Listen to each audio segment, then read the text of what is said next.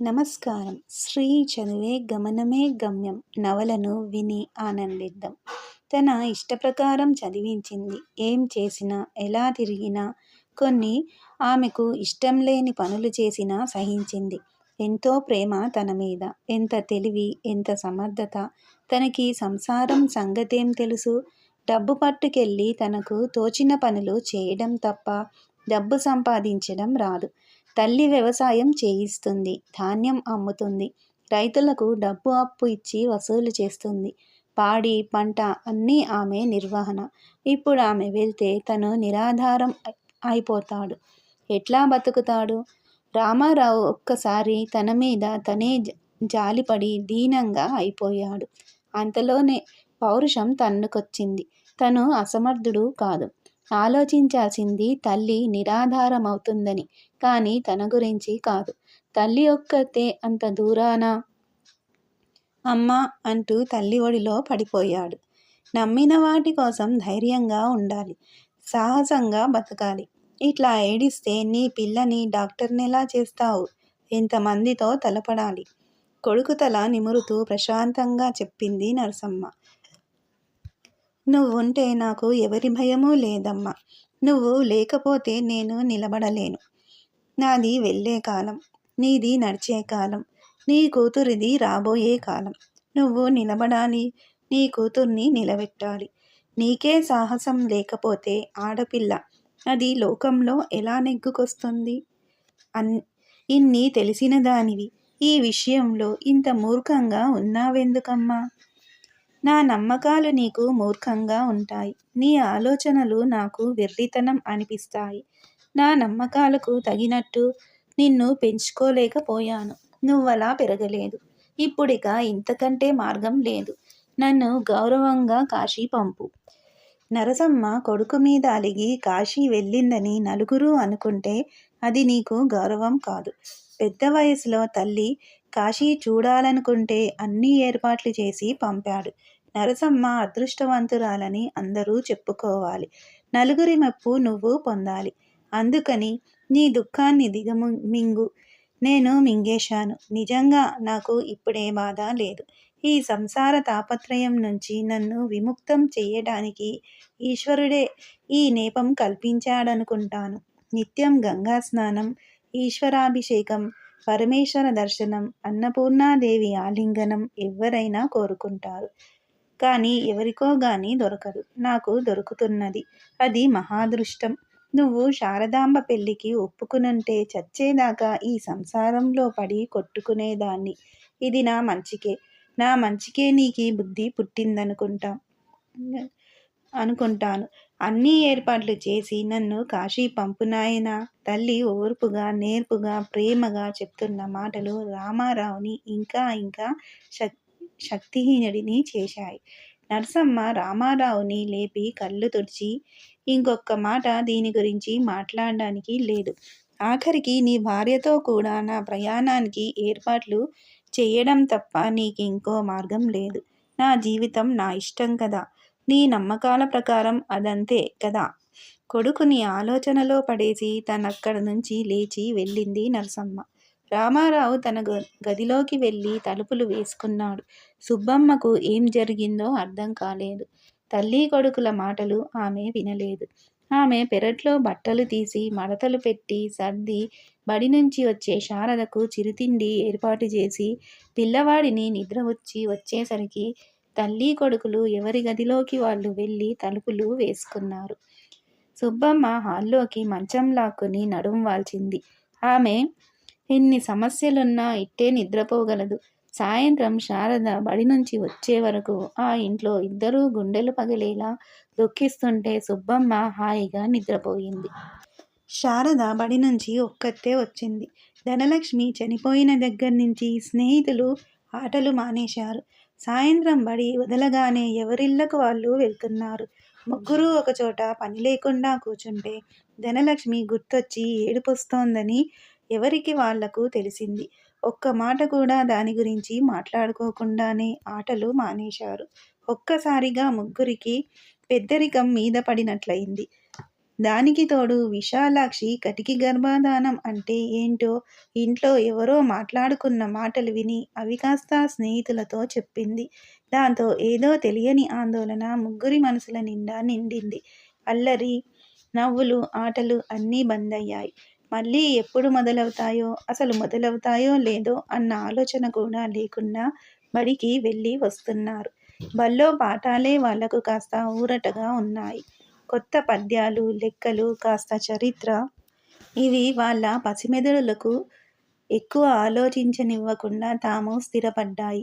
ఆడపిల్లలు బాగా చదువుతున్నారని పంతులుగారన్నప్పుడు వాళ్లకు చాలా సంతోషం కలిగింది. ఆ మాట ఎప్పుడెప్పుడు తండ్రితో చెబుదామా అని వచ్చింది శారద.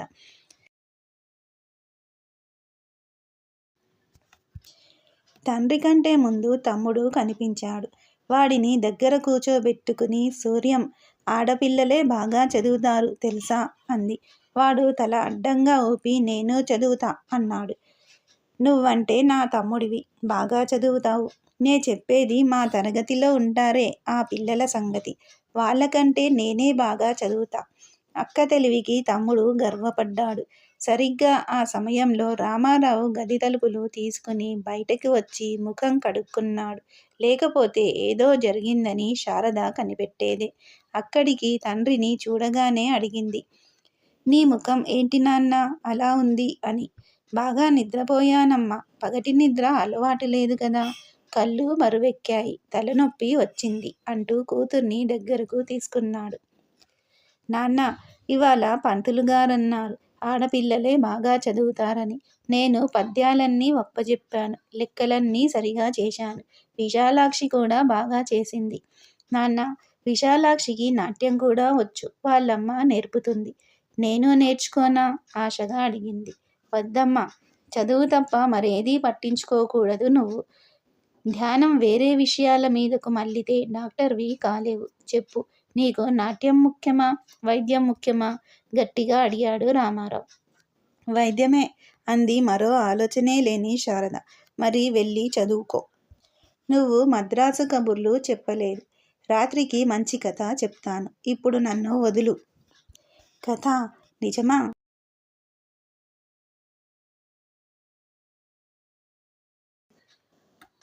తండ్రి కథలు చెప్పడం చాలా అరుదు. నిజంగా జరిగేవే చెప్తాడు. కథ అంటే కథ కాదు, నిజంగా జరిగిందే. చాలా బాగుంటుంది. ఇప్పుడే చెప్పవా?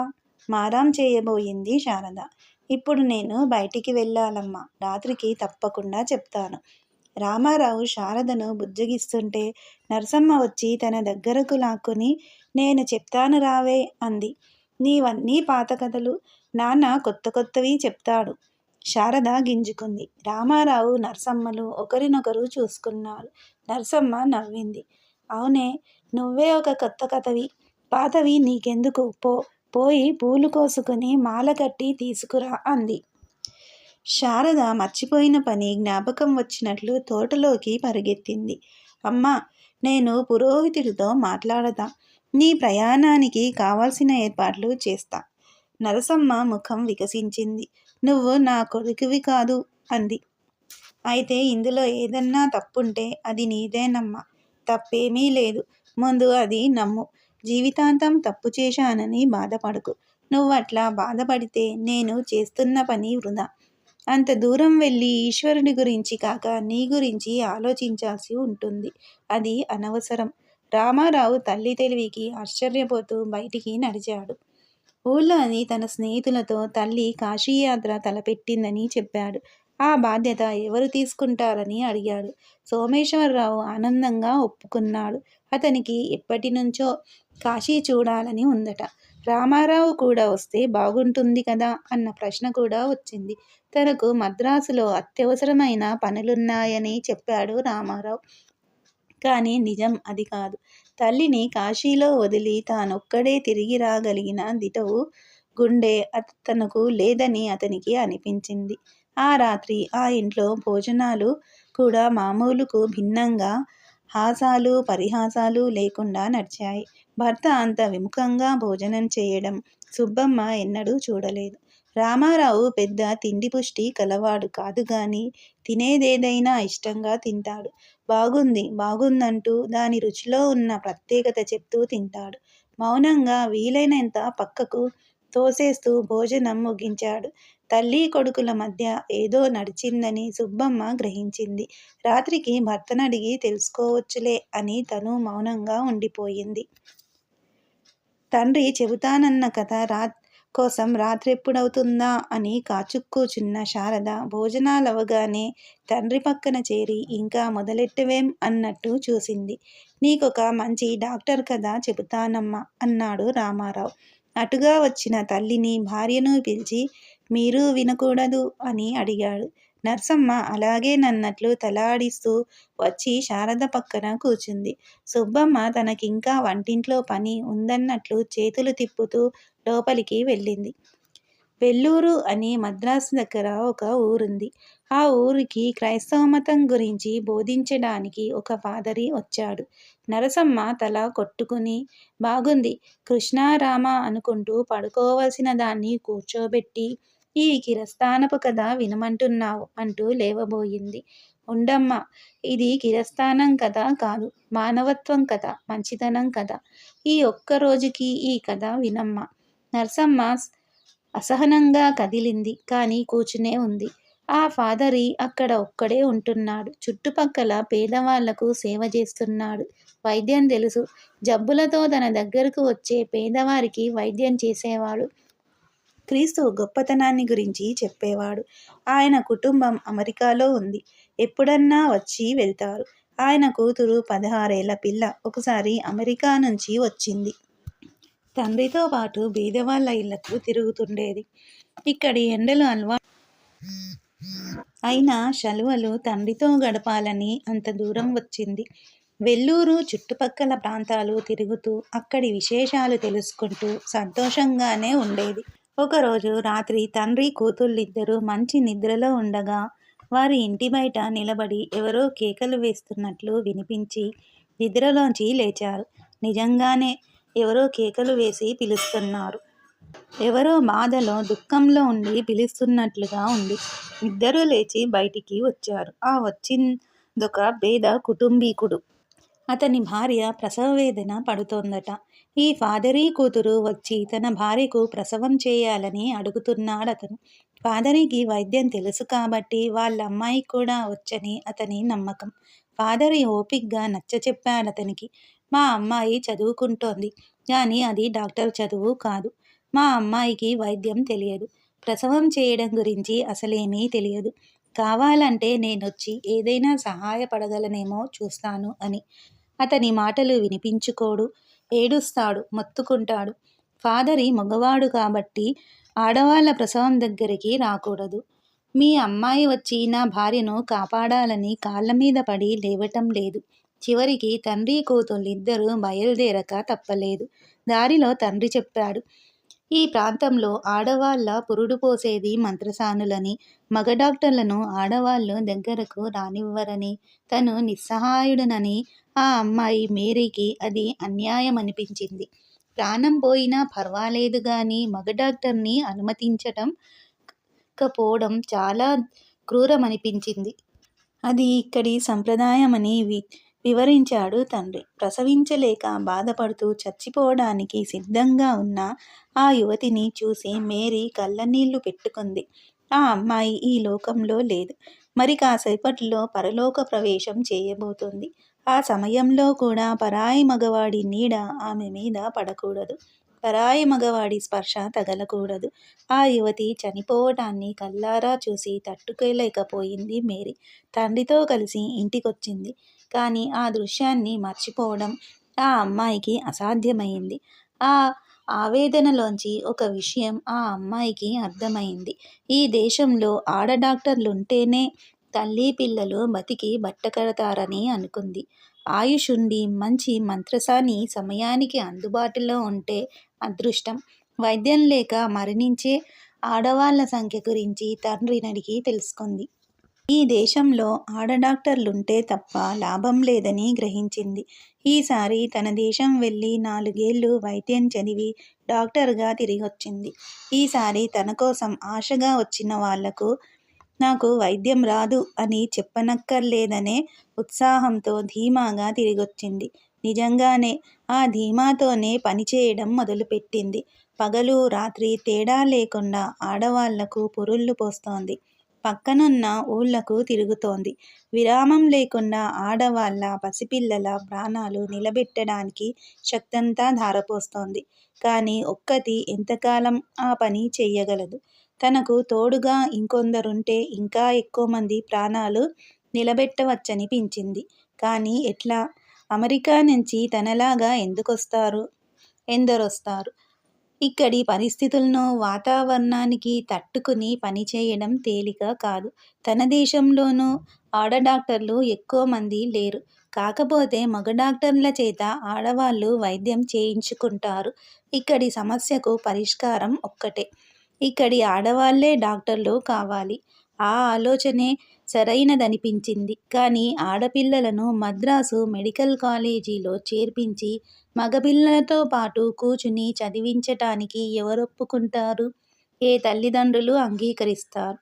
అది జరిగే పని కాదు. శరీరానికి సంబంధించిన విషయాలన్నీ మగవాళ్లతో కలిసి ఆడపిల్లలు వింటారనే ఆలోచనే పెద్దవాళ్లకు నచ్చదు. వాళ్లు సహించరు. ఈ సమస్యకు పరిష్కారం ఆడపిల్లలకు వేరుగా ఒక కాలేజీ ఉండటమే. అందులో ఆడవాళ్లే పాఠాలు చెప్పాలి. అది జరగటం సాధ్యమా? ఎందుకు కాదు? తనే ఒక కాలేజీ పెట్టొచ్చు. తనే పాఠాలు చెప్పొచ్చు. ఆ ఆలోచనతో మేరీకి ఎక్కడలేని ఉత్సాహం వచ్చింది. తన ఆలోచన మద్రాస్ మెడికల్ కాలేజీ వాళ్లకు చెప్పింది. వాళ్లు నవ్వారు, నిరుత్సాహపరిచారు. అయినా ఆమె పట్టు వదల్లేదు. తను పెట్టదలుచుకున్న కాలేజీ గురించి ప్రచారం చేసింది. సాధించింది. 10 మంది అమ్మాయిలు వైద్యం చదవటానికి సిద్ధపడి వచ్చారు. వాళ్ల ఆలనా పాలనా కూడా ఈమె చూడాలి. వసతి చూపాలి. అన్నిటికంటే కష్టం ఆస్పత్రి లేకుండా పాఠాలు చెప్పటం. రోగులను చూపించి రోగాల గురించి వివరించాలి గదా. ఆమె 10 మందికి వెంటబెట్టుకుని రోగుల ఇళ్లకు వెళ్ళేది. ఒక ఊరు కాదు, 10 ఊళ్లు తిరగాల్సి వచ్చేది. ఎలాగైతేనేం వదలకుండా ఒక యజ్ఞంలా ఆ విద్యాదానాన్ని సాగించింది. 4 ఏళ్లు గడిచాయి. ఈ పిల్లలు కూడా పరీక్షలు రాసి పాసైతేనే గదా డిగ్రీ చేతికి వచ్చేది. డాక్టర్లుగా గుర్తింపు వచ్చేది. పరీక్షలు పెట్టడానికి మద్రాసు మెడికల్ కాలేజీ ఒప్పుకుంది. ఆ పిల్లలను ఫెయిల్ చేసి పంపటానికి వాళ్లకి పెద్ద అభ్యంతరం పెట్టాల్సిందేమీ లేదనిపించింది. ఆ అమ్మాయిలకు భయం. పరీక్షలు మద్రాసు మెడికల్ కాలేజీలో చదివిన మగపిల్లలతో పాటు రాయాలి. ఆ కాలేజీలో ఎన్నో సౌకర్యాలు, మంచి ఉపాధ్యాయులు, పెద్ద ఆసుపత్రి.